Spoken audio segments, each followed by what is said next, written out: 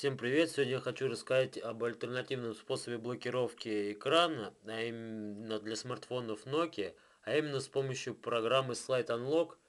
И так мы можем уже не использовать этот рычажок блокировки, так как некоторые опасаются, что он может разболтаться со временем, или даже вроде у кого-то такой есть, у меня, правда, этого нет. Ну и вот давайте я покажу, что же это за программа. Кстати, рычажком ее тоже можно вызывать.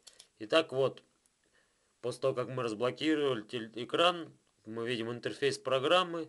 Тут существуют быстрые закладки, браузер, калькулятор, SMS, например. И перемещая ползунок, мы можем осуществлять эти действия. Например, вот разблокировать.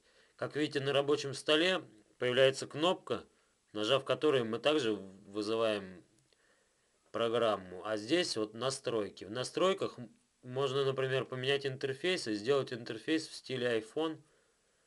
Вот. Как видите, ну, картинку тоже можно менять, и чтобы разблокировать, надо сдвинуть ползунок. Или же можно изменить интерфейс, еще там один есть, он как бы рождественский. Вот. Здесь мы должны переместить звездочку на елочку для разблокировки программы.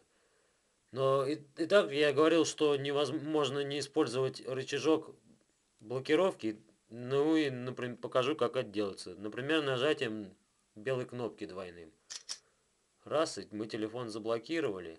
Одинарное нажатие вызывается интерфейс программы. Также в программу обладает еще сигнализацией, которая, кстати, срабатывает не всегда. Но она работает по принципу акселерометра и, в принципе, отключается как, ну, запуском программы. И поэтому это как сигнализация, она не подходит. Так только узнать, взял кто-то ваш телефон или нет. Но я думаю, на этом с программой мы разобрались. Также ее можно, например, телефон отключать и включать с помощью клавиши камеры. Вот видите, нажав клавишу камеры, то же самое мы запускаем. А, например, красные, зеленые не включают. Ну, в общем, в принципе, это хорошая замена рычажку, так как есть быстрые закладки, есть несколько интерфейсов, можно поменять картинку. Ну и на этом, я думаю, все. Всем пока.